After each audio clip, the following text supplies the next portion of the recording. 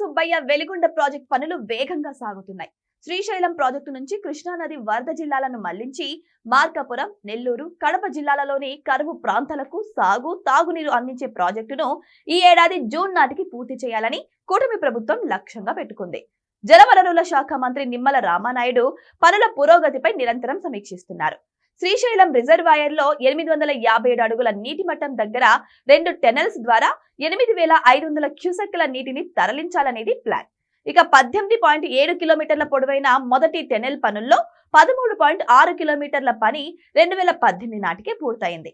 2019 నుంచి 2024 వరకు వైసీపీ ప్రభుత్వం కేవలం 2 కిలోమీటర్ల పనులు మాత్రమే పూర్తి చేసింది. శ్రీశైలం ప్రాజెక్టు నుంచి నల్లమల సాగర్ లోకి నీటిని మళ్లించే సొరంగాలు పూర్తి కాకుండానే ఎన్నికల ముందు అప్పటి సీఎం జగన్ హడావిడిగా వెలిగొండ ప్రాజెక్టు ప్రారంభోత్సవం చేశారు. నీళ్లివ్వకుండా ప్రాజెక్టు ఓపెన్ చేసినా ప్రజలు నమ్మలేదని మార్కాపురంలో వైసీపీ ఓటమి నిరూపించింది.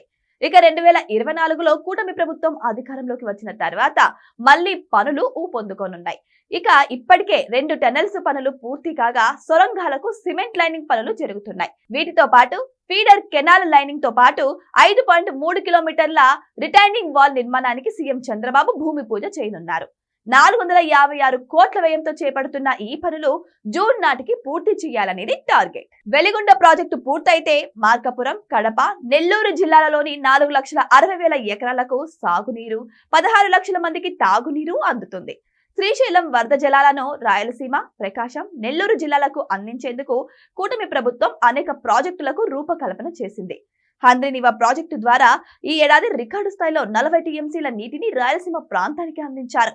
వెలిగొండ పూర్తయితే ఈ ప్రాజెక్టు ద్వారా మరో 43 టీఎంసీల నీళ్లు 3 జిల్లాలకు అందుతాయి.